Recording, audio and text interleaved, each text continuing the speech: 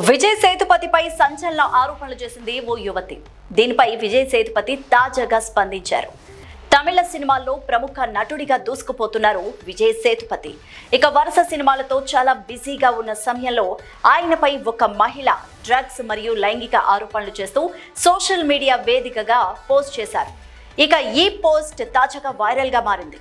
తమిళ సినిమాలో మక్కల్ సెల్వన్ అని పిలువబడే విజయ్ సేతుపతి తెన్మేర్కు పరువకాట్రు సినిమా ద్వారా తమిళ చిత్ర పరిశ్రమలోకి హీరోగా అడుగుపెట్టారు. ఆ తర్వాత సూపర్ డీలక్స్, 96, విక్రమ్ వేద, మహారాజా వంటి అనేక విజయవంతమైన చిత్రాలను అందించారు.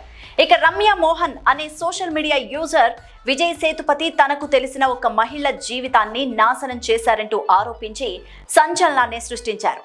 ఇక ఈ ఆరోపణలు ఉన్న ఆమె పోస్ట్ ప్రస్తుతం అయితే తొలగించబడిన ఆ పోస్ట్ లో సినిమా పరిశ్రమలో నెలకొన్న విషపూరిత సంస్కృతిని విజయ్ సేతుపతి ప్రోత్సహిస్తున్నారంటూ డ్రగ్స్, లైంగిక వేధింపులు, లైంగిక దాడి వంటి ఆరోపణలను ఆమె పేర్కొన్నారు. అంతేకాదు క్యారవాన్ ఫేవర్ కోసం 2 లక్షలు, డ్రైవ్స్ కోసం 50,000ను విజయ్ ఆఫర్ చేశారని, చాలా ఏళ్లుగా వేధిస్తున్నాడని కూడా చెప్పుకొచ్చింది రమ్య మోహన్.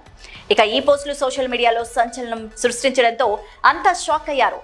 స్టార్ హీరో అయ్యుండి ఇలా చేయడమేంటి అంటూ పలువురు విమర్శలు కూడా చేసుకున్నారు. అయితే తాజాగా ఓ ఇంటర్వ్యూలో పాల్గొన్న విజయ్ సేతుపతి ఈ షాకింగ్ విషయాలపై క్లారిటీ ఇచ్చారు, కామెంట్స్ చేశారు. సినీ ఇండస్ట్రీలో ఎంతో కాలం నుంచి నేను ఎన్నో ఒడిదుడుకులు ఎదుర్కొన్నా. నేనేంటో నాకు తెలుసు.